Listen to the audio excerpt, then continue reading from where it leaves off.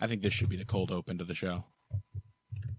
Just us typing? It should just be the sounds of just you typing and me just weirdly sitting here listening to it.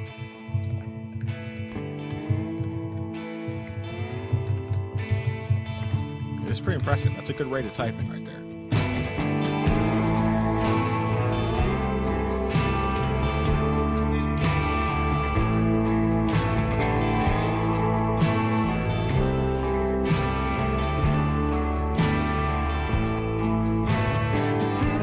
Hello and welcome to Heavy Hands, the only place for the finer points of face punching. I'm your host, Connor Rebush. With me is Dr. Patrick Wyman, as always, and we have so much stuff to get through on today's episode that we have to apologize in advance for any moments at which you think to yourself, boy, I sure would have liked to hear 20 minutes about that fight, because, Pat, we just don't have time to spend 20 minutes on any particular thing. We have to get through today the results of UFC 218, which includes Max Holloway's second victory over Jose Aldo, Francis Ngannou's terrifying ritual execution of Alistair Overeem, Eddie Alvarez's triumphant win over Justin Gaethje, plus the war between Yancy Medeiros and Alex Cowboy Oliveira, and if we have time for it, a little discussion on the bout between David Tamer and Drakkar Klose. After that, we still have to get to a preview of next week's UFC card, and we're really only going to have time to talk about the main event, which is Cub Swanson versus Bryan Ortega, and then Vasyl Lomachenko is fighting Guillermo Riggan Dow. So there is a lot of stuff on the horizon. There was a lot of amazing stuff that just happened. We are going to do our very best to tackle all of it. Pat, are you ready, my friend? I am ready. I'm very ready. When it rains, it pours, and we got some bomb-ass fights to talk about. Let's get wet. Let's talk about Holloway Aldo to start off with. I mean, essentially the same as the first fight. One of the more predictable rematches. I will say, I thought Jose Aldo was doing some of the best work of his career up to the point that the fight became the same exact one as last time. And it still didn't change a damn thing, which I think is the definition of somebody being Max Holloway just being a nightmare matchup for their opponent. And in this case, I think Max Holloway is a nightmare matchup for Jose Aldo that, honestly, I'm convinced now Aldo would have a very hard time of beating him ever. How do you feel about it? Yeah, I mean, at any stage of Aldo's career, I think Holloway would have been a tough matchup for him. We constantly get accused of being Jose Aldo homers, and I mean, I guess, like, in the sense that we really like him, but, like, neither of us picked him in this fight. I don't think he looked bad. I don't think he looked bad in his last fight. It's fairly clear that his chin is not what it used to be. Mm-hmm. But skill-wise, he looked real sharp last time. He looked real sharp this time. And against anybody other than Max Holloway, I think he would have had a real good shot at winning this. He may still be the second best featherweight on the planet, but Max Holloway is the literal worst-case scenario matchup for him. Why is that? Why, in your estimation, is Max Holloway such a fight for Aldo? A lot of the things we talked about in advance of the fight hold true, right? Like, we know that his pace is just too much, but why can't Aldo figure out how to turn that into his kind of fight against Max Holloway? Because you can't teach Holloway lessons. Aldo's whole game is based around teaching people lessons about pace, about distance, about timing, about what they feel comfortable doing, and about forcing them into very particular paths that allow Aldo to control the fight. You can't force Holloway into giving you the kind of fight that you want. He couldn't change anything about Holloway's approach. Yeah. He just had no impact with those counters like Holloway would. He just walked through them. Yeah. Like a lot of it was Holloway, I think, went into that fight knowing anytime Jose Aldo hits me, I'm going to hit him back 3 times. Like, that, I think, was a part of his preparation. When you get hit him back, because that's the kind of fight he needed to turn it into. And it turned into even more of a brawl than last time. I think Jose Aldo eventually became, like, crazy desperate not to let the same result repeat without giving it his all and trying to put Max Holloway down with every single shot until he went down himself. But that's exactly the kind of fight that Jose Aldo cannot win against Max Holloway. He could win that kind of fight against a lot of others, but he cannot win a slugging match. Is that an antiquated 19th century term for it? He can't win a slugfest with Max Holloway. Yeah, I mean, Holloway's too tough. He's too durable. He did a great job of setting the distance and forcing Aldo to miss.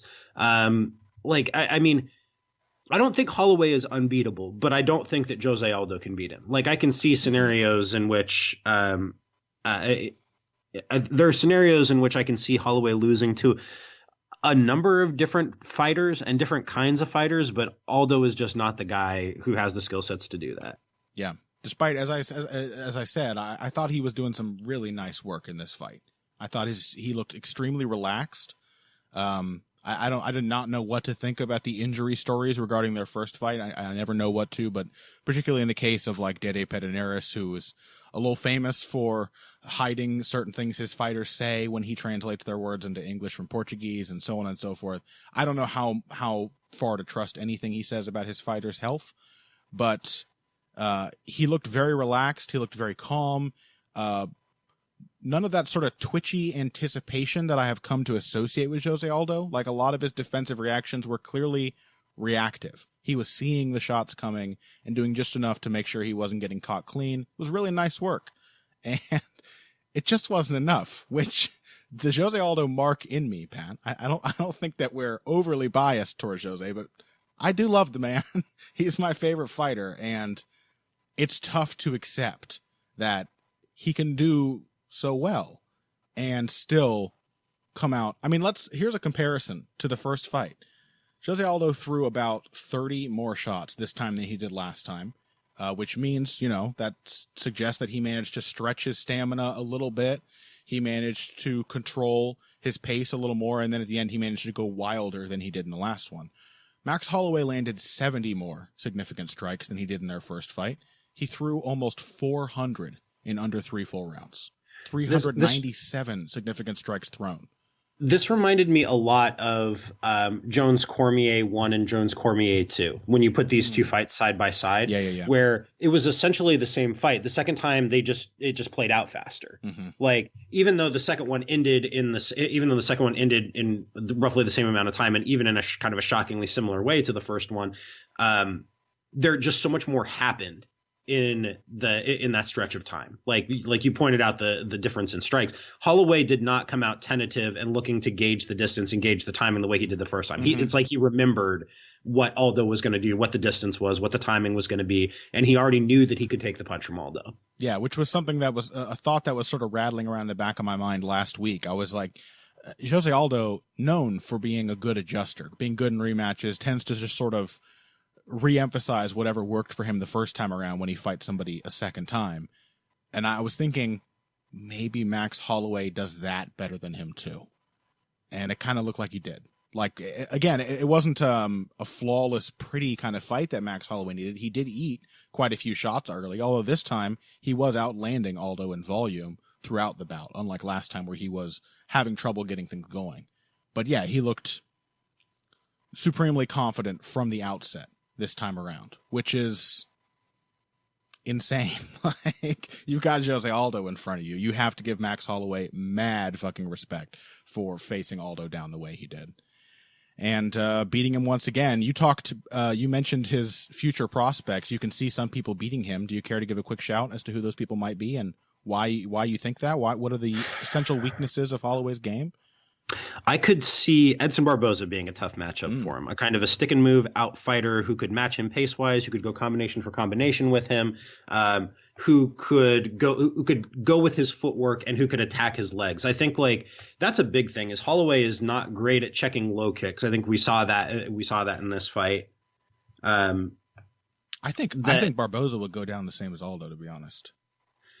But I think Barboza can fight at that pace. Like, we've never seen any evidence that Barboza is going to struggle to keep. Like, Holloway's pace is insane. That's a given. That's granted.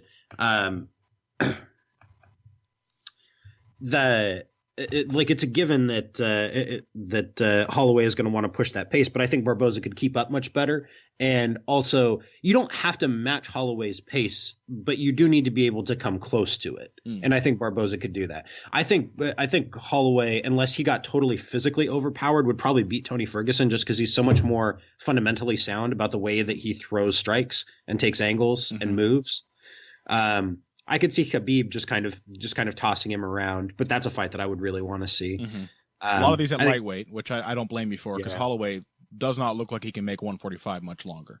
Yeah, there's that, and also he's just like, he has kind of cleaned out the division. Who's left that you really, really, really have to see him fight at featherweight? It's true. Well, with such a long road to the title, he fought just about everyone inside the top 5 on his way there.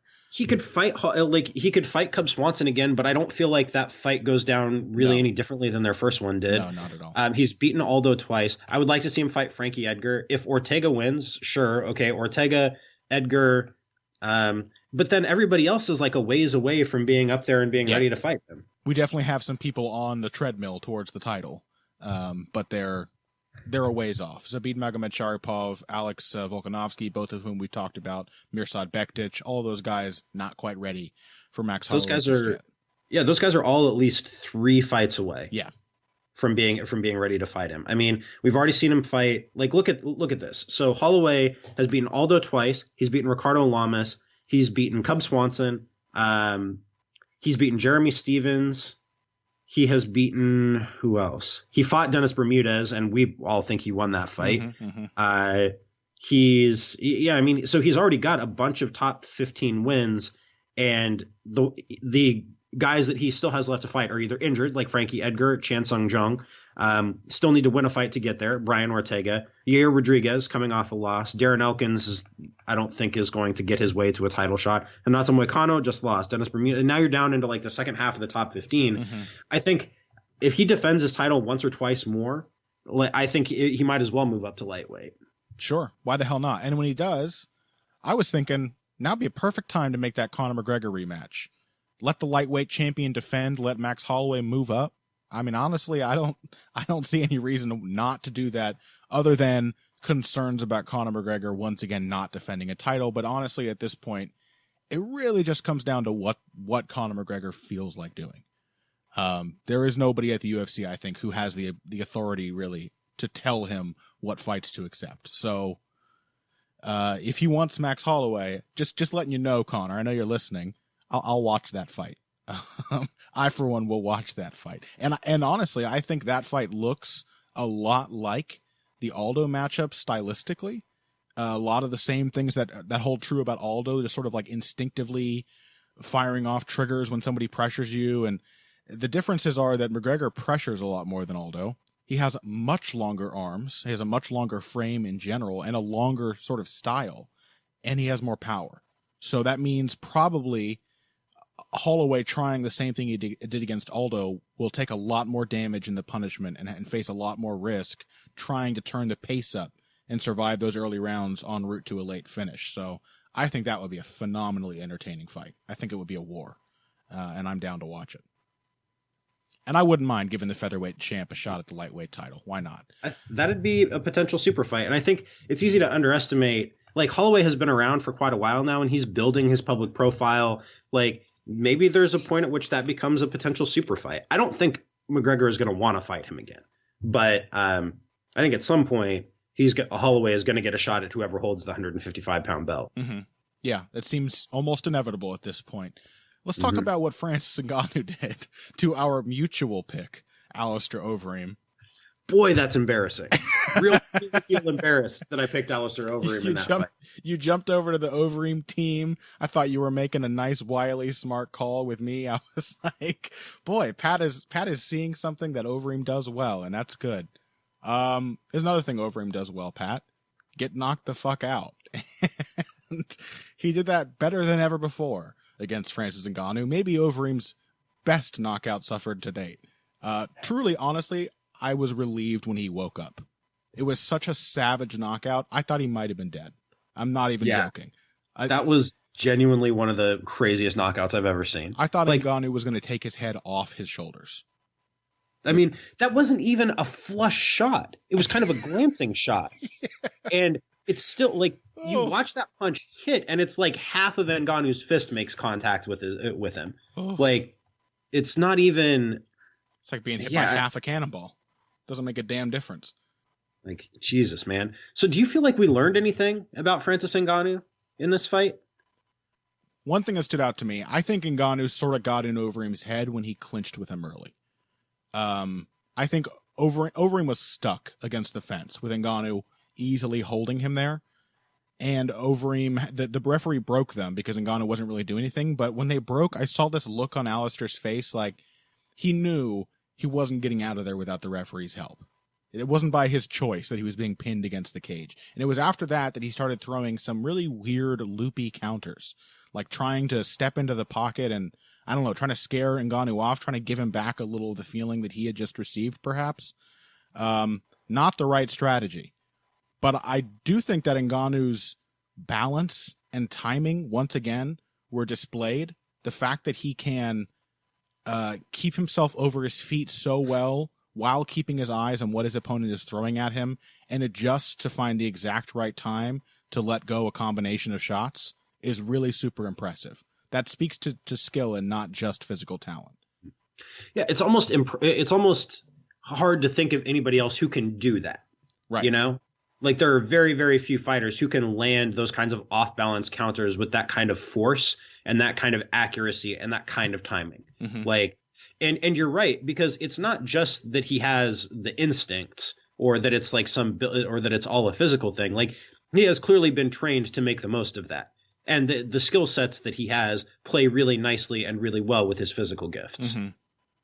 Yeah, we still know next to nothing about like how Ngannou does with certain types of opponents because we haven't seen anybody who has managed to test him, really. Even the people who have the styles to test him still get knocked out early. So we still don't really know how he responds to certain games in the cage. But Jesus fucking Christ. He is a physical specimen. And will probably be single-handedly responsible for ending slavery once and for all. I mean, like, have you ever seen anybody Big Brother Overeem like that? No, never. There was also the fact too that I think Ngannou didn't respond to Overeem, even like the Overeem's threats, the way that other heavyweights do. He didn't take a step back just before the knockout, for example. He didn't take a step back when Overeem swung that big left hand at him.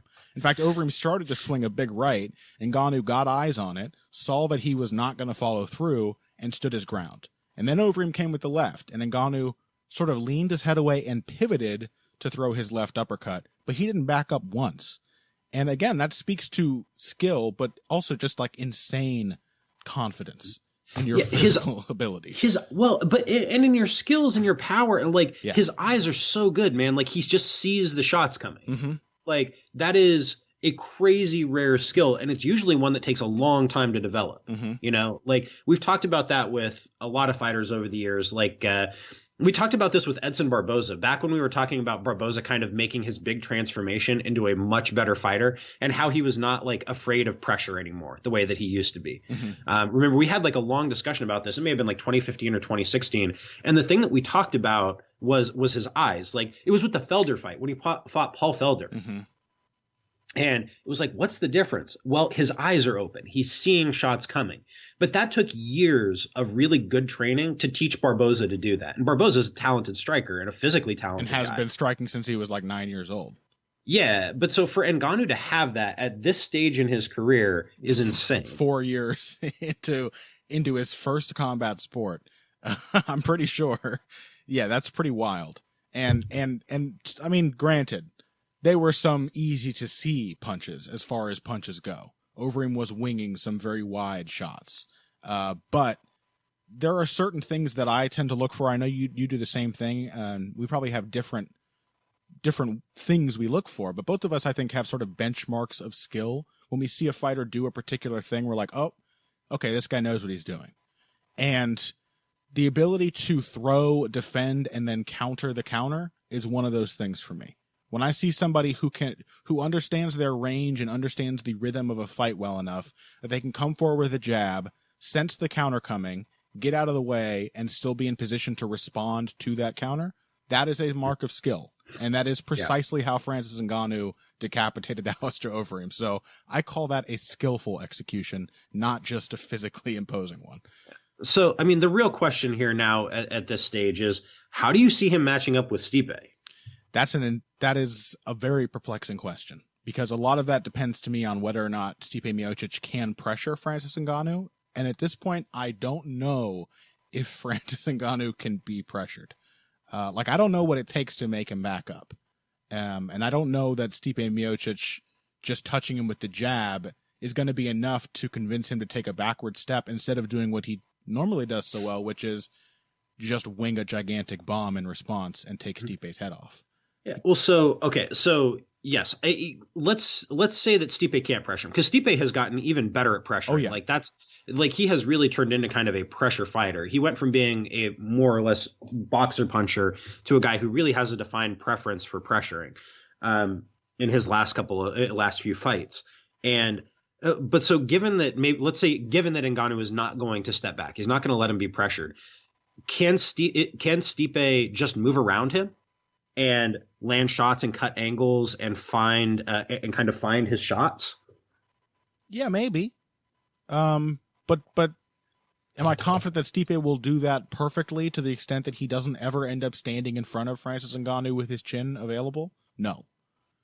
Stipe is a lot of things, but a defensive mastermind is not one of them. In fact, that's probably one of his bigger weaknesses is his punch defense on the feet. And when he's cutting his angles, when he's moving, he's great. But when he starts throwing like 6 left hooks in a row, standing right in front of the guy, just apparently completely confident that the other guy is not going to throw back, even wildly, that's the kind of situation that makes Ngannou exceptionally dangerous. I don't know, man.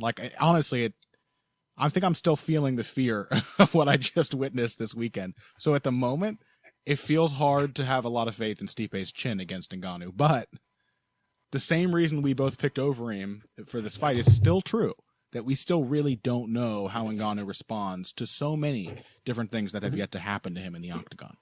We see the skill, but we have no idea how deep those skill sets go. Right. Does he have layers to it? Does he have plan B, plan C, plan D if his opponent adjusts to the first couple? Yeah. If his opponent can take that punch a few times, what happens then? I don't think we really know. Does it take one withering body shot to turn Ngannou back into a white belt, so to speak? It could, Can his confidence be shaken like that when he doesn't? Is he also a bully like Overeem? And can he be made to feel weak and therefore turn into half the fighter he is? All those things are possible, but we don't know.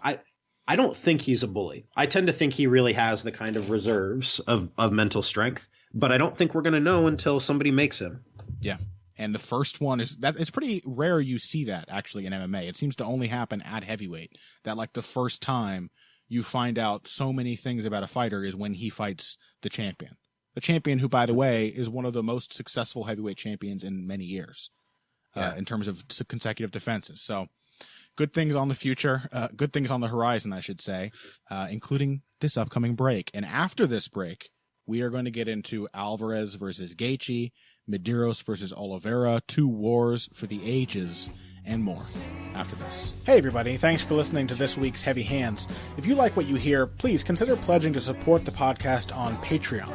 Patreon is basically continuous crowdfunding. You sign up to contribute a certain amount per month to help us with production costs and the like, and in return you get rewards ranging from a mention on the Heavy Hands website to a question or topic of your choice being discussed on the show. We have a lot more in the works to reward you for your help, and we appreciate every contribution. No amount is too small. Just head over to patreon.com and find how you can help out the only show dedicated to the finer points of face punching. Now let's get back to it. Except it's a book. It's a play. Sorry. Okay, Alvarez Gaethje. You ready, my man? Yep, let's do it.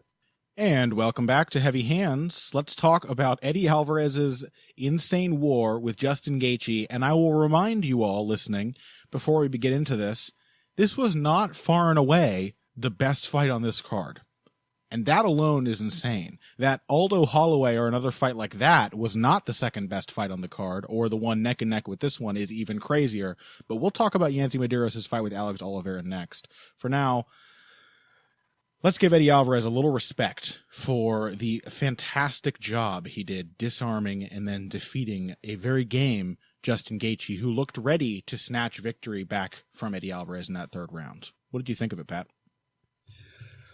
I thought that fight went almost exactly how I thought it would, but Alvarez did like looked even better than I thought he would. Like, remember before the fight, we were talking about it, and I said, man, you know, after watching the tape, I think Alvarez has a way better shot than I did at my first read of it. Because my first read was basically like, eventually Gaethje is going to land a big shot and put him down. And you were more sold on Alvarez's early chances than me. Like, you kind of did a lot to sell me, saying he's going to hurt Gaethje early. He's going to have some big success in the early rounds. He did. He absolutely did. Yeah. What I was shocked by was how dedicated his body work was. Because we've seen Alvarez throw body punches before. We have never seen him throw body punches like that. We've also never seen him be comfortable working at that pace, at that volume, have that much confidence in his footwork, that much confidence in his defense, and again, the eyes, like the ability to watch the shots coming in and very, very calmly understand the spacing, understand what it was going to feel like if the shot does land, and not panic. Right. Like, it was just like, that to me was maybe the performance of the year in terms of like, understanding the scale of the challenge he was presented with. His preparation for that fight was obviously insane. Like, he had like a perfect read on what Gaethje was going to do to him, was perfectly prepared for it. And then mid-fight, he made his adjustments, right? Like, he made multiple layers of adjustments to deal with what Gaethje was showing him. He had to continually adjust because Gaethje is a fighter that continually forces you to adjust. Yeah. No, I am with you all the way, man. I think that may have been the performance of Eddie Alvarez's career. Just overall, was a brilliant fight from him. Yeah, somebody was in the aftermath. A number of people made the argument that Eddie Alvarez is actually the best lightweight of all time, and I think that's a perfectly defensible case. He might be. Like, look at the names on his ledger now, and you have these all spread out. You didn't have the same like sort of rapid upward trajectory as a result of these wins that a lot of other notable fighters get. We didn't see Eddie Alvarez like beat 6 impressive guys on his way to the title and then defend it for 5 years or whatever. But just look at the names on his record. And you note that there are champions from basically every major international organization of MMA that he's beaten. You note that he's been fighting for like 300 years and has been knocking off top 10 fighters all that time. And you note that he continues to find ways to improve and evolve his game, even after a career full of wars that should have him slowing down a lot more than he seems to be right now. But he's better. Like, he looked phenomenal. His body punching, I believe he said in the post-fight interview, he hit upon that, or he at least realized that was going to be there for him because he had his training partners coming after him. He said he had training partners who were just nonstop pressuring for his entire camp. And it didn't take him long to realize that the body was what was going to be there. It was going to slow them down, and it was going to be more available against a fighter whose defense has gotten a lot better, but who has not really had to learn to defend body punches yet. That's Justin Gaethje. The high guard worked great until Eddie Alvarez realized what the essential weakness of a high guard is and started roasting that man's ribs. Yeah, I mean, it was a brilliant adjustment. And like, what was really striking to me in this fight, because I think Gaethje deserves some real props for doing as well as he did against this version of Eddie Alvarez, who looked amazing. Like, what was really striking to me here is that Gaethje did not take shots he didn't need to take. Like, Eddie Alvarez had to earn every clean shot he landed in a way that was not true of Gaethje in previous fights. Like, Gaethje always took shots that he didn't need to take because he would slip up on defense or he would like screw up on his spacing, and he would just eat shots that didn't need to be eaten, that served no purpose for him in furthering the fight aside from being a fucking wild man. Yeah. You know? Like, that was true of his fights with Luis Palomino. That was true when he fought guys like Richard Petishnock. Nick Newell, he took shots he didn't need to take from. He took shots he didn't need to take from Michael Johnson. In this fight, Gaethje's defense was way sharper. Like, he was there to be hit in the sense that he was in range, but he was not easy to hit in the way that he has been in the past. He made Alvarez earn every single shot that he landed. Like, his high guard was great. It was really hard to hit Gaethje cleanly to the head until Alvarez started working his body so hard and started finding ways around and through that guard. Like, Gaethje was ready for this. This was the best Gaethje, and Alvarez still whooped him. Do you think Eddie Alvarez has like an ideal slice of range in which we tend to see his best performances? Because the range in this fight was very similar to the one in the Dos Anjos fight, for example. And of course I'm thinking it was diametrically different from the range he was forced to fight at in the Conor McGregor fight, in which he looked abysmal and couldn't come up with the right answer for anything. I think that's a really excellent point, Connor. I think he's best at the fringes of the pocket, right? Not in the pocket, not in kind of the pocket to infighting distance, and not at long range. I think because we saw him struggle at long range in the Donald Cerrone fight too, right? Yeah. If we're thinking back a little ways, and we saw him struggle at long distance in phases in the Chandler fights, like that was kind of like he had trouble there with Chandler's explosiveness and ability to cover distance. The Anthony Pettis fight, even when he was forced to clinch with Pettis for much of the bout. Exactly. Like I really think the fringe of the pocket is where Alvarez's eyes, his speed, because he's still super fast. He's still got super fast hands, his technical skill, and that's where his defense plays best.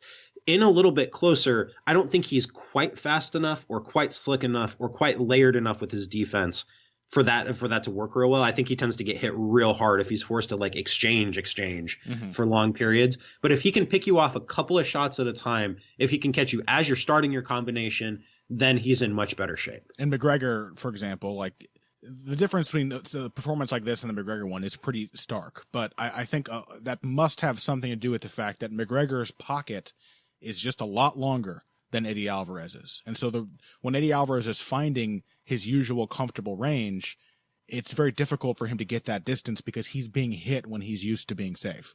And he's being hit when he's trying to lunge in. I think one of the hardest things to explain to somebody who has never been hit in the face or never sparred with strikes is how quickly your sense of distance can be thrown off when by just you missing a few times and getting countered a few times in response. Yeah, it's deeply demoralizing. Yes, and that's my read on what happened to Eddie Alvarez against Conor McGregor. But against Justin Gaethje, who is relatively stationary when he's not moving forward and likes a relatively close range, like is happy to stand right there on the end of punching range, Eddie Alvarez had a field day finding targets and mixing up his shots, switching between the uppercut to the lead right hand, going right hook to the body, left hook to the body, next time flashing the jab, right hand to the body, the left hook comes upstairs. The layers of his attacks were sublime. And Gaethje just couldn't compete with it. The body shots, the mix-ups, he just was not on that level yet. But I didn't think Justin Gaethje looked bad, and I don't think this is like him being exposed like he's done. I think Eddie Alvarez is maybe sort of really perfectly designed to punish those particular weaknesses. And I think Justin Gaethje is a fighter who is still clearly working on those weaknesses, because with each recent fight, we have seen marked improvements to his defense, to his punch selection, his timing, his speed. He's becoming a better boxer and kickboxer with each fight. Yeah, I mean, I would pick this version of Alvarez that we saw over Poirier in a rematch. And I was convinced that Poirier was going to whoop that ass when they fought the first time. Like I would have bet basically any amount of money on Dustin Poirier to win that fight. And I would have picked Poirier in a rematch again too. But after seeing this, like, I think like that seems like a terrible matchup for Poirier. Yeah, but don't you just keep like, you see Eddie Alvarez and he has like an amazing breakthrough fight, and then you watch him again. I think he's very matchup dependent, which is why it's hard to sell people on the greatest lightweight of all time talk, because that's fair. Yeah. Like it's tough for BJ Penn didn't have any of those Conor McGregor type matchups till his career was basically done and everyone knew it. And Eddie just like, but with the right man in front of him, and maybe going forward, we'll have a better idea of what that man looks like. But I think you're right. Like, it occurs to me now that Dustin Poirier may have been smarter than I realized when he tried to fight a longer range fight. And work a kicking game from the outside against Eddie Alvarez, because things did not get hairy for him until after he hurt Eddie and went into the pocket. And that's a really, really good point, man. Like Poirier has to fight against type to beat Eddie Alvarez. That's pretty crazy. Mm-hmm. That's God. Well, so I think when it comes to the greatest lightweight of all time stuff, I want to stop for a second to think about this. I think that says a lot more about lightweight in Eddie Alvarez's kind of prime years amid the division than it does about Alvarez himself. Because I think what it speaks to is the depth and diversity of the talent that you have. Mm-hmm. Like, it's not so much that he's matchup dependent. It's that there are so many really good lightweights that you end up with a lot of different ways to be a really good lightweight, which creates a lot of tough stylistic matchups for everybody.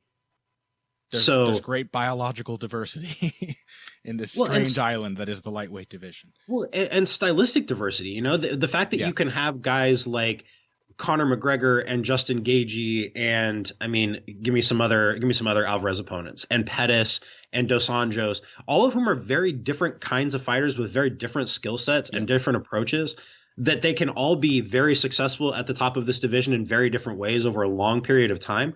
Like, I think it's a really heterogeneous division. And like the fact that Alvarez, rather than say like Alvarez is really matchup dependent, I think it's more like it's stunning that given that diversity of matchups, Alvarez has still succeeded as many times as he has. Because like BJ didn't have to deal with that. Like the lightweight division was nowhere near this deep or this difficult when BJ was running through it. Yeah, that's true. Which is probably why BJ was chasing fights in other divisions so much. Mm-hmm. Yeah, that's a very good point. It's a wild division, lightweight. There is such diversity even in just the top 10 between what styles will carry you to success. And so I think more than just saying Eddie Alvarez is the best of this weight or that weight, we should say Eddie Alvarez is potentially the best lightweight, and that is different than it is for other divisions. That says something different about him as a fighter, something about his adaptability and his heart and his toughness and his longevity, that he can hang around for so long at such a high level in such a very difficult to pin down division. Yeah, Eddie Alvarez, man, he was on fire. His jab, his body work, his footwork, everything looked great. Justin Gaethje gave him all he had, but the Underground King reigns again.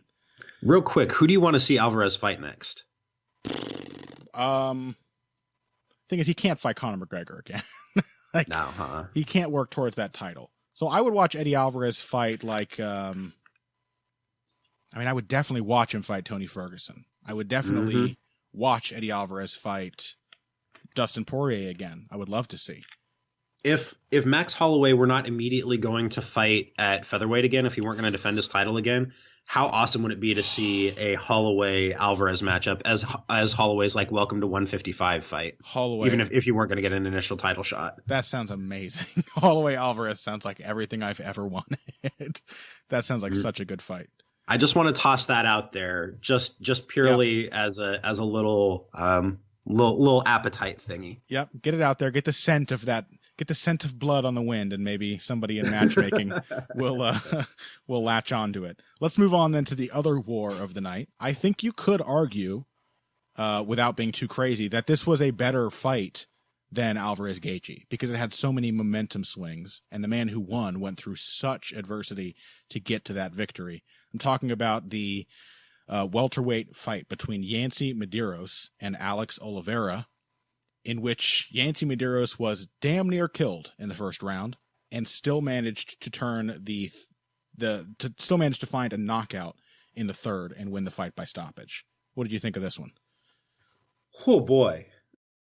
This was one of the wilder fights I think I've ever seen in my life. And I've enjoyed the stylings of Yancy Medeiros and Alex Oliveira for quite some time. I thought it was going to be kind of a crazy fight. I didn't think it would be this crazy. No.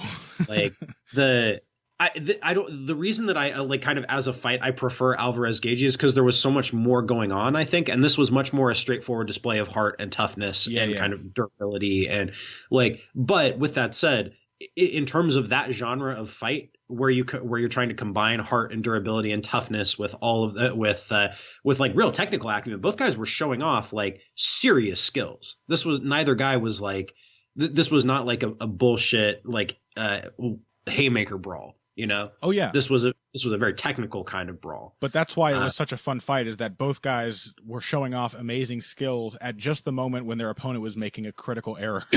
You know? So like neither guy was doing something good without the other guy being hit by it. They were both having Yancy Medeiros in particular. I want to know if you have a theory on this.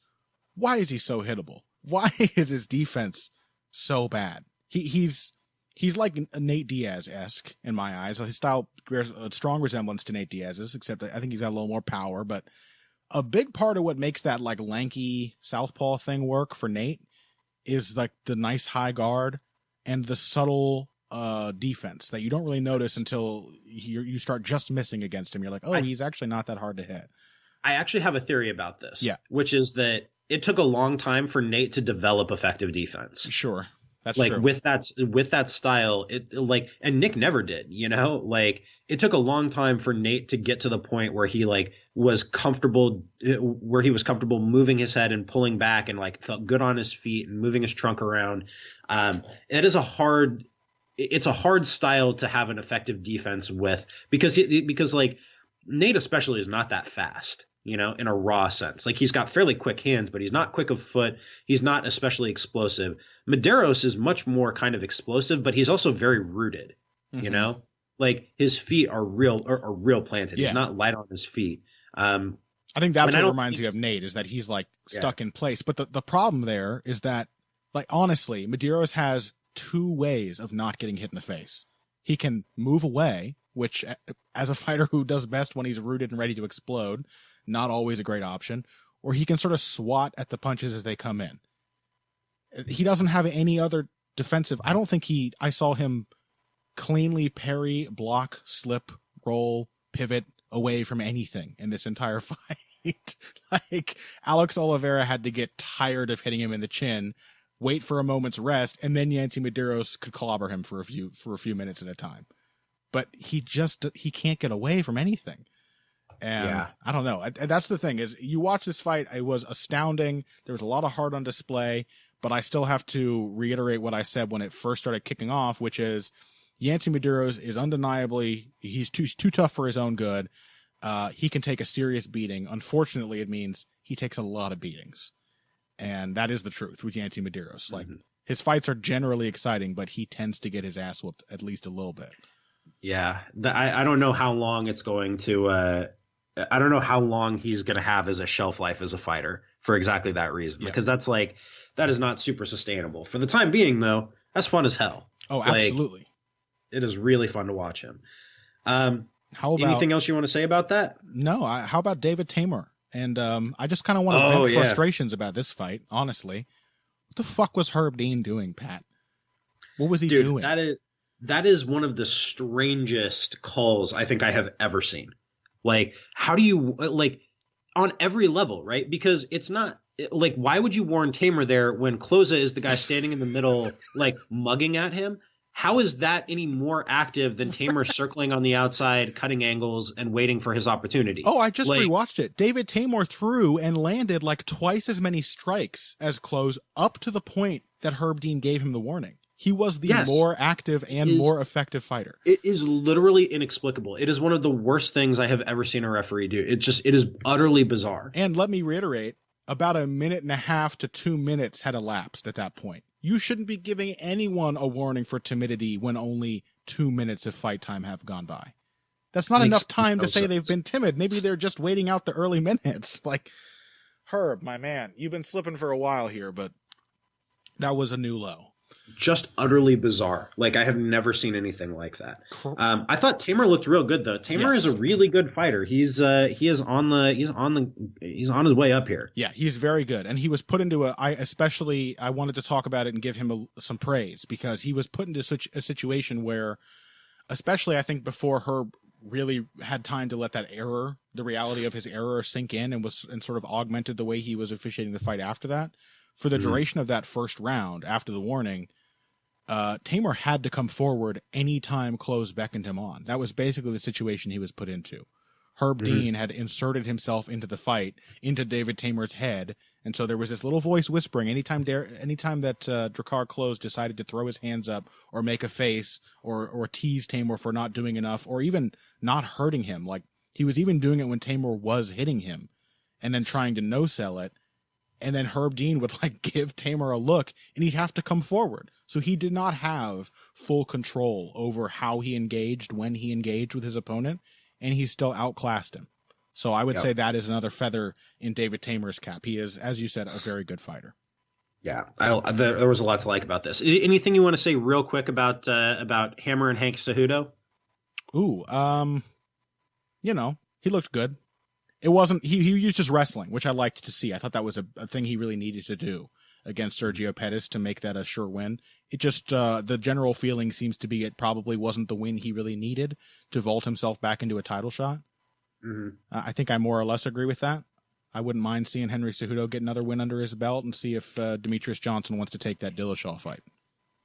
Yeah, I was a little disappointed in Cejudo striking in this one. I thought Sergio did a really good job, but Cejudo, for whatever reason, he seems to go through phases where he just is not like feeling it with the striking. And he's had fights like this before where it should not be that hard to let his hands go. And he had opportunities here to let his hands go, but instead Pettis kind of dictated the distance. That takes nothing away from Pettis. I thought he did a really good job. I thought he looked real sharp with his striking in this, but Cejudo had opportunities, and instead I think he was kind of like, okay, I'm going to play it safe. I'm going to shoot my takedown when I get my takedown. And it seems pretty clear to me, like, he did a lot of wrestling in his camp and was thinking from the get-go, like, maybe I could bang it out with Pettis on the feet, but I would rather just take him down and hold him down. What were you hoping to see from his striking that you feel you didn't see?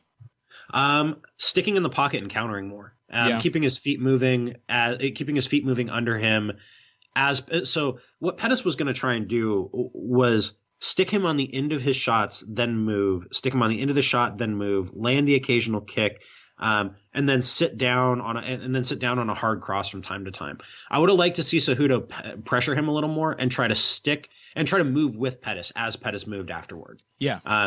And land shots at that point, because I think that's a successful strategy against Sergio, but instead Cejudo seemed way more focused on looking for the takedown and just kind of like striking only when he had to. Mm-hmm. Do you think the fact that Sergio spent the vast majority of the fight in southpaw gave him any additional problems on the feet? It seemed like he wasn't quite sure how to cover that distance against somebody who was at least a good enough striker to see the shots coming. Like Wilson Hayes is a flinchy kind of guy. If you're bombing him with left hands, he might eat those. Sergio Pettis, at least these days, tends to see that kind of stuff coming if it's coming from far enough away. Yeah, I may not be. Maybe I'm just not giving Sergio enough credit for how difficult he made it for Cejudo to have that kind of fight. Maybe that's kind of my read on it. I think. Go on. Sorry. Yeah, no, that's fair. In that case, forget about it. Forget I said anything. I think Cejudo could have had more opportunities to be a little more aggressive. I just don't think you need to be afraid of Sergio Pettis' punches, like to some great extent. Like I think you can accept that you're going to eat a few of those for the larger meta goal of like trying to seriously hurt him, because that's what you need to do, is to make a statement. Yeah. I mean, I don't know why you'd be more afraid of his punches than you would Joe Benavidez's, who Cejudo, like, I understand. I don't say forget about it, because I get it. I think there was more Cejudo could have done. I thought he could have pressured more, but also I thought it was a pretty smart strategic choice for him to rely as much as he did on his wrestling. Yeah. Because, it's something he hasn't used really as much as he maybe should throughout his MMA career. And it is, I mean, let's remember, he is an Olympic gold medalist in wrestling. He's actually pretty good at it. Yeah. I mean, it's just one of those things where I kind of question whether it's penny wise and pound foolish. So like something can be smart within the context of an exchange around a fight and still not be the best thing for your career, right, if you're on the outside looking in at a title situation. And he's not really big enough to go up to bantamweight, so he's kind of got to be a flyweight. And to justify another shot at DJ, you really need to kind of run through guys. Mm-hmm. Yeah, I'm with you on that. From a career perspective, he needed to kind of blitz Sergio here, or turn it into a war or something. He needed to make it really exciting, and instead he just kind of smartly beat him. So yeah, I know exactly what you're saying. It sounds bizarre to criticize him for that. So, and yet. All right, let's take one more break. When we come back, we are going to talk about UFC, whatever it is, featuring Cub Swanson and Bryan Ortega. And then we're going to talk about Vasyl Lomachenko versus Guillermo Riggan Dow, a very good fight that we're both excited for after this. Financial support is fantastic, but there are other, even easier ways to support Heavy Hands. Perhaps the best is by spreading the word. We know our fan base. You're all cool, popular people with serious social media presences. You're tastemakers and trendsetters. Okay, there are one or two of you that don't fit that description. You know who you are, but no matter what, you can always help us out by telling folks about the show. You can also give us a positive rating and review on iTunes and Stitcher, things like that. We rely on word of mouth and positive feedback to grow and improve, so thank you very much for your time and your help. Now, back to the show. You feeling a little under the weather, you were saying? Yeah, I just picked up a goddamn cold from Ames again. Oh, goddamn it. My little germ factory. That's what they're good for, really, is just breeding new strains of already dangerous diseases. It's really the point of having children, isn't it? They are the like I'm sure that the next great pandemic is going to be like patient zero is going to be a toddler. Like just at some filthy daycare. Typhoid Timmy. Yep. Oh man. That poor bastard. Although I think as a parent, it could be a smart move when you hear how, you have an amazing immune system when you're a child because you just stick every, literal piece of shit that you find into your mouth and do whatever. Mm-hmm. By the time you grow up, that starts to go away. The solution, be around children. And then you too can be now once again exposed to tons of virulent diseases. So yeah, after a couple of years, you're not going to get sick at all ever again. So look forward to that. That's the hope. That's the hope. I'm not confident. Was there anything else? I just wrote down the main event here, and I said that earlier. Are there any other fights from this that you really want to talk about? I really want to talk about Morais Sterling real fast. Oh shit, I forgot about that. Yeah, I'm down with that.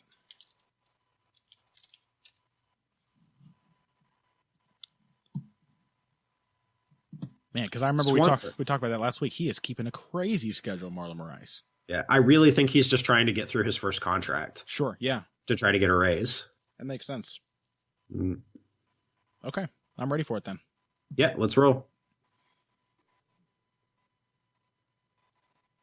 And welcome back to Heavy Hands. We are going to kick off this third and final segment of today's episode with a very brief, abbreviated, you might say, breakdown of UFC Fight Night 123/UFC Fresno. UFC Swanson Ortega. I need to pick one naming convention and stick with it. We'll say Swanson Ortega. Cub Swanson is fighting Bryan Ortega for what looks to be a number one contenders matchup in the featherweight division, a pretty meaningful fight. And we are going to talk about that. We're also going to talk about a bantamweight bout between Marlon Morais and Aljamain Sterling. Which of those you want to cover first, man? Let's talk about the main event. Let's talk about Swanson Ortega. All right. An interesting fight. It's hard for me to know where Cub Swanson is at this stage in his career, because I'm seeing right now, I don't know if you feel the same way, Pat, but I feel like I'm seeing a little signs that the man is slowing down, that he is having to rely a bit more on his well-earned heart and toughness and like sort of savvy, but not necessarily on his physical abilities as much as he used to be able to. Do you have more or less the same impression of him? Yeah, and I think you see that when he pulls in and out of the pocket. Mm-hmm. I really think both the Doo Ho Choi and the Artem Lobov fights, I thought there were examples. And granted, Doo Ho Choi, very quick, explosive, accurate power puncher. Artem Lobov, very underrated counter puncher and pretty good when you stand in the pocket with him. But especially Lobov, I'm not sure Cub Swanson should be absorbing a record number of strikes from Artem Lobov, because recall that fight was not just a record number of strikes landed from Swanson. I think it was a record number of strikes landed in general, and Swanson got in a fair number of those, especially early. Cub was having a very hard time sort of getting himself back out of range after lunging in. Yeah, that was pretty clear to me. And so I think, I guess the question here is, how is that going to play against Ortega? Mm-hmm. Because what do we think of Ortega? I'm not sure we've ever talked about Ortega in any sort of real depth on this show. What's your read on him? Ortega is a bizarre fighter. He has flashes of genuine technical skill. One might even say flashes of technical brilliance on the feet as a striker. He can pick off his counter punches really well. He can work off of a jab very well. When you make him sort of back up and put a lot of pressure on him, things start to fall apart. And when you engage with him for a long while in the pocket, things start to fall apart. But he's also an underrated adjuster. He does not just accept that his opponent is going to back him up. He will find ways around that as the fight goes on. He's a very thoughtful fighter. Not as much as you might suspect, given the sort of the wild reputation that he has. Wild's the word of this episode, by the way, Pat. That seems to be something that I've cursed us both with. I'm here for wild. This one should be another wild fight, by the way. But Bryan Ortega, I think there's a lot of pressure here on Cub Swanson to come forward and to make Bryan Ortega punch reactively, to make him shoot for reactive takedowns, to constantly, as much as he can, hold on to the initiative, much as he did against Doo Ho Choi. I think the reach advantage that Ortega has and the underrated craft he has in finding openings for his punches at that long range puts a lot of pressure on Cub to pressure as much as he can. It sounds cliche, but this really is a battle of youth versus experience, because the question to me is, how many layers deep can Ortega go? I think Ortega is going to land on Swanson, especially early. Swanson is always hittable in the early going. He always eats a bunch of shots. Ortega is not a great first round fighter. In fact, he pretty handily has lost the first round in his last few fights, but he can also be tricky right out of the gate because he's so long and throws such sharp, straight punches right out of the get-go. And because he moves his head. He's not especially layered, and I don't think his game goes that deep right away. It takes him some time to adjust, to figure things out. But like, he can hit small. Like, Cub is not a good first round fighter. Yeah. I think it's kind of hard to say in this battle of two guys who are not great right out of the gate, who is going to be able to take advantage of that. My gut says probably Ortega, because he's younger and longer and has kind of those physical edges. Yeah. Does Cub get a fight like the Jeremy Stevens fight, in which he gets to like warm up and get going, find his jab, find his distance, or like the Doo Ho Choi fight? Or does Bryan Ortega get? I mean, we also have to consider this is a 5-rounder. So is Bryan Ortega, famous 3rd-round finisher, an even better 4th-round finisher or a 5th-round finisher? And is Cub Swanson, in trying to reach him as the fight goes on, if he can't get an early finish, is he going to be wasting a lot of energy trying to get after this much longer, rangier fighter? Is he going to fall into a submission? Is he going to start to become very hittable as Ortega just carries? Because the great thing about a reach advantage, you carry it through the fight no matter how tired you get. You're still going to be able to hit the other guy easier than he can hit you, especially if he's Cub Swanson, and he does like to sort of flirt with the edges of range. He likes to sort of drop his hands and just tuck his chin into his chest and let you swing and miss the few inches of space in front of his nose. That's a risky kind of game to play against somebody like Ortega. Yeah, I mean, I think Ortega is going to be willing to keep throwing at him. Right. That's the thing that really sticks with me, is like, Swanson discourages guys when he gets in and he makes you miss and then he hits you back. Like, I don't think that's going to discourage Ortega. That may make him mad. It may make him vulnerable and open to big shots from Swanson, but I don't think it's going to discourage him. But he still might get obliterated in like the second round. Cub might just fucking put him in the ground. Absolutely take his freaking head off. Yeah. That's kind of the danger here. And the question is, how far will Ortega's durability, and he has proven to be very durable so far, how far will that take him? Yeah, but against whom has he been durable? That's the question to ask. Has he been... Not Cub Swanson. Yeah, I mean, Diego Brandao, I guess, is the closest in terms of somebody who can crack him with some real power. And Diego Brandao is not as crafty or versatile with his striking as Cub. So yeah, I'm leaning toward Cub, but I am not confident in that at all. Like, I really think it's going to be kind of a back and forth firefight. I think I'm leaning towards Ortega, and I think I think he's going to have to go through hell to get to when I expect him to start finding openings more easily in like the 4th and 5th rounds. But then again, like, it does too. Cub looked tired at the end of the Doo Ho Choi fight. He was still less exhausted than Doo Ho Choi. At the end of the famously active Artem Lobov fight, he looked okay. So it really depends what kind of shots Ortega's forcing him to throw. And the double-edged sword there is that if Ortega gets the small victory of convincing Cub to swing wild like he did against Doo Ho Choi, he also has to suffer the risk of standing in front of a wildly swinging Cub Swanson with bad defense. So I think I'm going to go with Cub too. I love Cub Swanson. I want to see him win. I'll pick with my heart here, and I'm going to side with you. But Ortega is going to be real dangerous in those later rounds if Cub is slowing down like we both suspect he may be. Yeah. How about Marlon Morais versus Aljamain Sterling? Oh, boy. God, Marlon Morais keeping a real fast schedule here, huh? He's fighting now. What's the date of this? December 9th, his last fight. Is that literally a month after his last one? Less than. November 11th was the bout with John Dodson. My Lord. I don't know. I'm not sure this is a great matchup for Marlon Morais.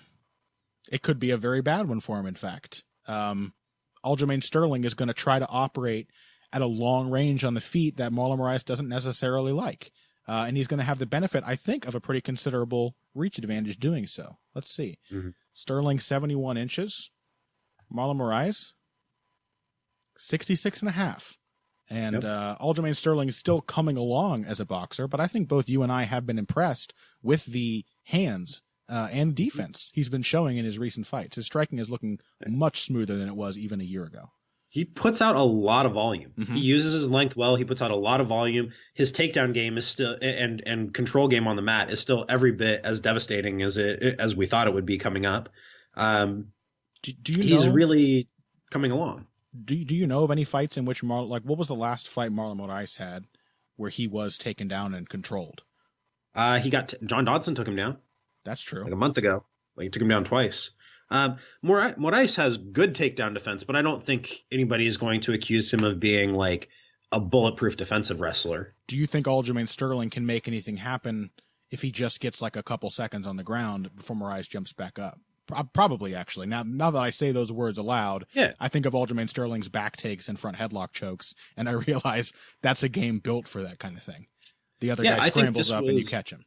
Yeah, I think this was a smart decision for Sterling to take this matchup on short notice. I really think this is a good matchup for him. Because right. If Morais isn't going to impose himself on the feet, if he isn't going to really get a combination striking game going, Sterling can just kind of pick him apart with kicks and straight punches and moving in and out, hit one takedown and win a 29-28 decision. That seems to me to be the most likely scenario here is Sterling finds one good takedown and then he takes another round just kind of by outlanding Morais 2.5 to 3 to 1.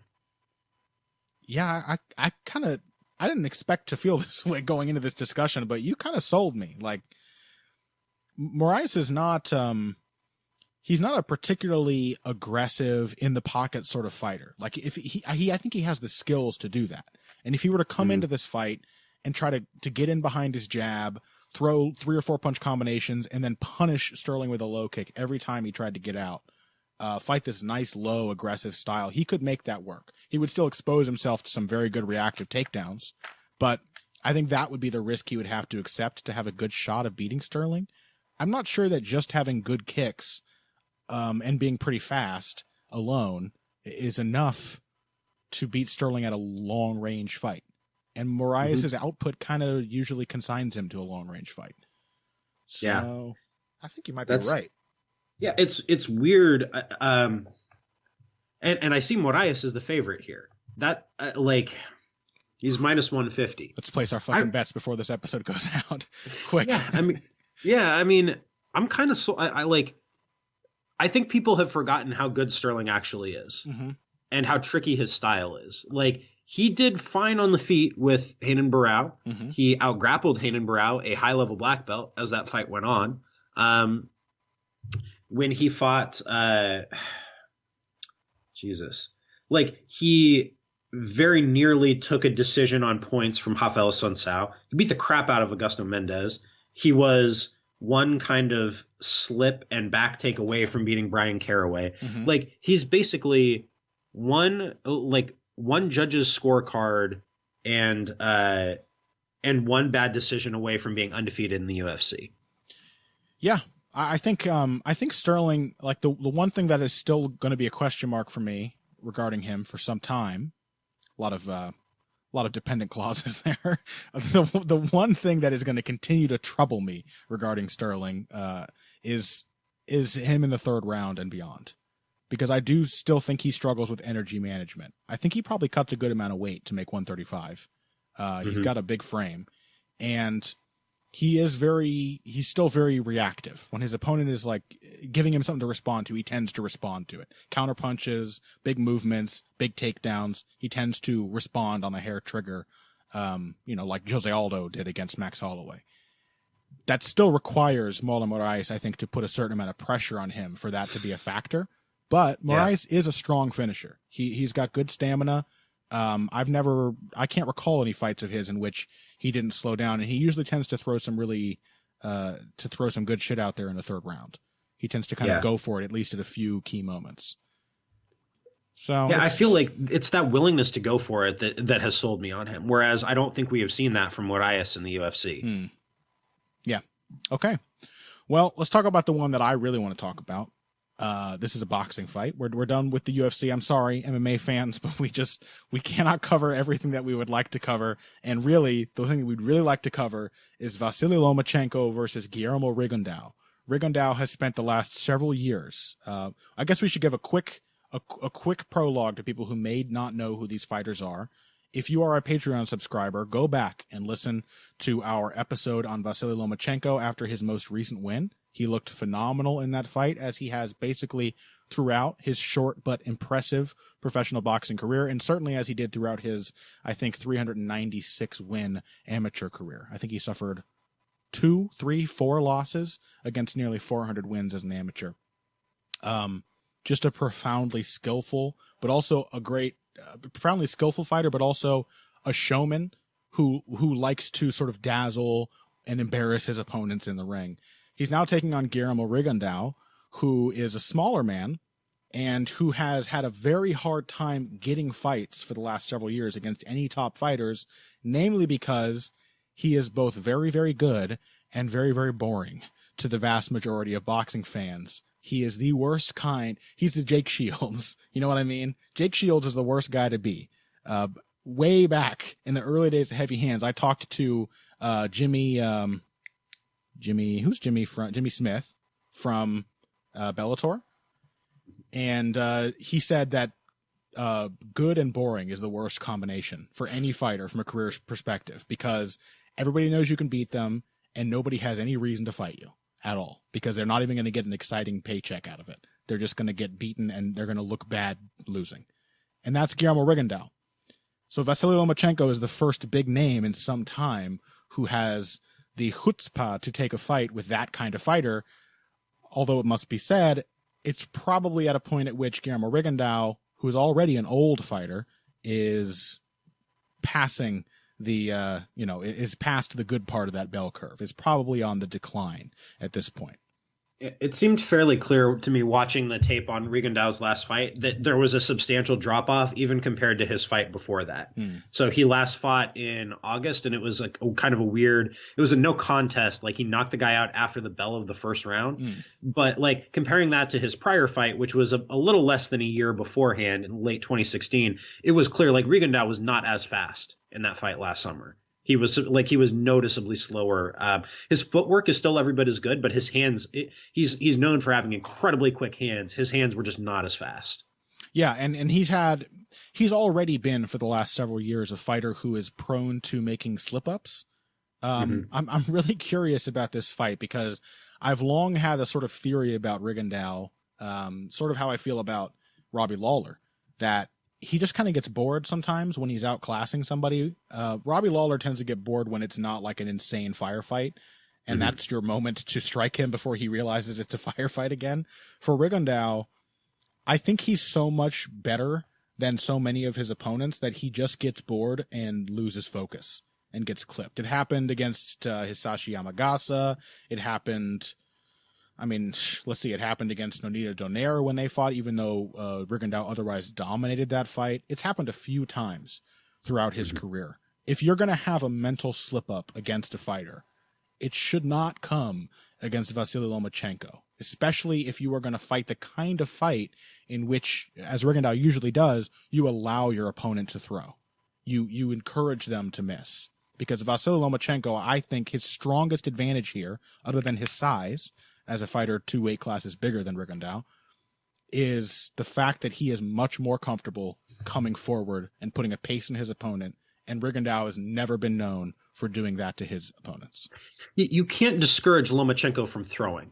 That's the thing that really stands out to me about him, is he is going, he uses volume intelligently. Mm-hmm. He doesn't just throw for the sake of throwing. He's throwing always with purpose, and he's measuring distance. He is constantly active, and he's willing to take a little more risk in order to, as kind of a strategic gambit. This is something we've talked about before with him, where like for Lomachenko, playing it safe means putting himself at more risk in order to give himself the best chance of finishing a fight a little earlier, of really putting it on his opponent, and in the broader career context of like making himself more money because he's a little more exciting. Like he could fight at a slower Rigondeaux-ish pace if he wanted to, and I think he would be every bit as successful as a fighter, but he's willing to take a little more risk. He's willing to put himself out there a little more. And I think that in this context is terrible news for Rigondeaux, because I don't think Rigondeaux can win this fight working at the pace that he usually likes to, which is maybe 8 to 10 punches a minute. Like Lomachenko is going to fucking bury him at twice that pace. Yeah. At conservatively, like Lomachenko will take a round to work up to it, or 2 rounds to warm up to it. By the third or the fourth round, Lomachenko is going to be throwing 20 punches a minute. Yeah. Yeah, I'll disagree very slightly. I think there are glimmers to suggest that Lomachenko is not as good off the back foot as he is coming forward. It's tough to know because he tends to outclass everybody except for Orlando Salido. Like by the 6th round of any of Lomachenko's fights, but for that one, he is in complete control. But there are still glimpses from time to time, like when he fought Rocky Martinez, where when the other guy gets him backing up, he can be hit, especially to the body. We noted how Marriaga had openings and some success to the body as well against Lomachenko. But it's a moot point because I would be shocked if Guillermo Riggan Dow tried to come forward, tried to back Lomachenko up. And more importantly, as you said, you can't discourage Lomachenko. How do you back Vasyl Lomachenko up? Well, you throw punches at him. That's exactly what he wants. Even if it's not like the circumstances he's most comfortable with, even if he'd rather be moving forward, you throwing your hands away from your chin is still an opportunity in his mind to counter you. And he tends to do that. It's why nobody ever has much success pressuring him, because they get to do it for maybe 20 seconds at a stretch before Lomachenko changes their mind. And then once he changes their mind, he jumps on the chance to pressure them back. He jumps on the chance to just throw those sort of nonsense throwaway punches in their face, cover their vision, and just rake them with power shots as they realize their only chance has been taken away from them. Yeah, I mean, I think like a younger, more spry Riggan Dow could maybe have discouraged Lomachenko a little bit, but I don't think this version of Riggan Dow really can. So if Riggan Dow's not going to be able to discourage Lomachenko, what are the chances of him like catching Lomachenko with something really meaningful? Because that's like the only other alternative, is to really be a fully fledged counterpuncher and try to test every inch of Lomachenko's defense as he comes forward. And we have to say to our listeners who may not be fully aware of who Riggan Dow is, he is arguably the best defensive fighter of this generation. He's up there with the Floyd Mayweathers. He's up there with, I don't know, who else is a great defensive fighter today? I mean, he's just damn near. He's up there with the Bernard Hopkinses. You know, he is an amazing technician. The dude is just damn near impossible to hit. Yeah, unless he kind of forgets what he's doing. But yeah, I mean, I'm trying to think like, if I were Riggan Dow, how would I do this? I think the counterpunching route is the one that we're going to see him try to take, in large part because he is older. He's not as fast, but he still has that well of experience to draw from. I think he's going to give Lomachenko more or less the kind of fight that he wants, and gamble that he's going to be able to land something that either finishes Lomachenko or puts him in position where it's going to make him stop pressuring. Because the pace is going to be the key here. Yeah, like, Riggan Dow can't win a decision where Lomachenko gets to do the things that Lomachenko wants to do. This isn't one of those fights where like Riggan Dow can beat him in that kind of fight, where like at this point Riggan Dow can't let Lomachenko have the kind of fight he wants and expect that he's going to find enough opportunities to win it. He's going to need to do something to put Lomachenko off his game. And I think counterpunching is going to be the way to do that. But I think that counterpunching only really works when you can frustrate your opponent, and I don't think Lomachenko is frustratable when he's allowed to come forward and allowed to kind of touch and work and look for the distance and cut his angles and stick and move around and try to build his momentum. Yeah. Rigondeaux isn't going to throw enough to make him stop doing that. Like, Rigondeaux would probably need to throw 10, 12 punches a minute off his back foot, and I don't think he can work that pace. Yeah, I mean, Lomachenko is a smart, calculated fighter. He will, if he gets hit with a hard counter, he's not just going to eagerly walk through more punches. But he's also the kind of fighter who, at a certain point, against an opponent who keeps countering him, will probably come to the logical conclusion that he needs to keep the pressure on even after he's countered. That against Rigondeaux, the thing to do is, when you take a counter, to counter him right back, because at least you know you're in range to hit him. I'm really glad you brought that up, because I think that's going to be the logical adjustment that Lomachenko makes after about the second or the third round. Yeah. Like, I could see him having some trouble early before he turns up the heat. Like, Rigondeaux's footwork is so good. He's so technical. He times his defense in a way that I don't think we see very often, where like he'll move his head, he'll roll under a shot, but he'll like mix up the rhythm on his roll and make it really hard to predict when he's going to come up so you can hit him with another shot. He's perpetually ready to make another move. He is insanely systematically sound as a defensive fighter. Great head movement, great footwork.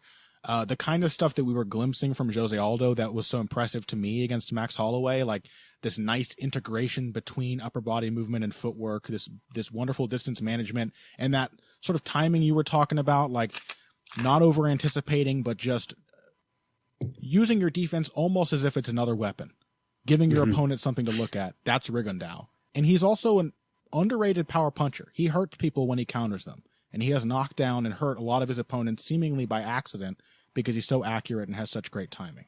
So I think Lomachenko's going to run into some shit early. And I think it's going to take a little longer than usual for him to get up to that usual pace.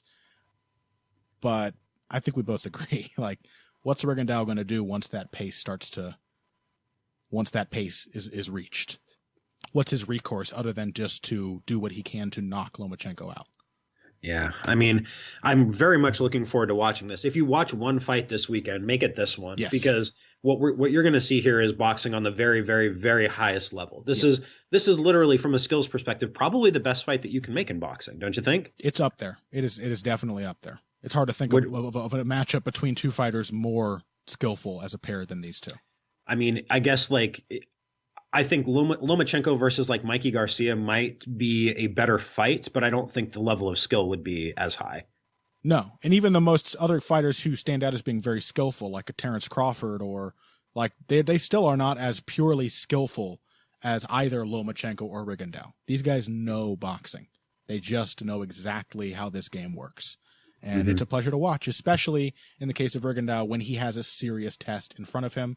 I will go to my grave saying that his fight with Nonito Donaire is sublime to watch. I've rewatched it several times. I still enjoy it. I don't care that it was slow, that the crowd started booing. He took apart a heavily favored fighter with ease, and he made it look good. But most of his fights haven't been like that. Lomachenko will not be outclassed so easily. And I think it'll go beyond the Donaire fight. I don't think it's going to end up being slow because Lomachenko's not going to let it. So very much looking forward to that. And we hope you guys are too. As Pat said, if you watch one fight this weekend, make it that. And other than that, I think we're about done here. Pat, what do you have coming out this week? I have a new episode of Tides of History, looking at the Emperor Justinian and how he attempted to reconquer the former provinces of the Western Empire. And then I have another one next week about plague and climate change and the end of the Roman world. So a couple things coming up there. Writing wise, I wrote a piece for Deadspin last week prior to the fights about the UFC's need for young stars to emerge. I'm trying to think, am I doing any other writing? I think it's just podcasts for the time being. It's all right. The podcasts are pretty good, I've heard. So wow. I have heard they're pretty good too. I would encourage people to listen to them if they haven't. People seem to like them. So it's okay to just work on your very successful podcast, Pat. I don't really know what I'm doing this week. I'm still working on that fucking technique speakeasy video I said was coming out last week.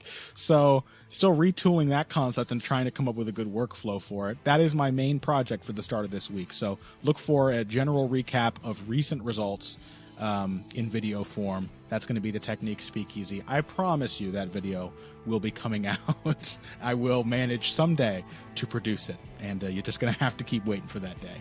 So thanks for listening to this episode of Heavy Hands. Make sure you check us out on social media to keep updated on all of our other work and to hear our very worthwhile and pithy opinions on all manner of things we talk about online. Pat is at Patrick_Wyman on Twitter.com, and I am at BoxingBush. That's BUSCH. You can also find us both on Facebook.com/Patrick Wyman MMA or /Conor Rebush MMA. Check out Pat's work on Deadspin. Make sure you give Tides of History a listen. And if you're done with that, go back and listen to Follow Rome if you haven't listened to it yet. And other than that, we will catch you guys next time. If you came here today for the finer points of face punching, you came to the right place. This has been Heavy Hands.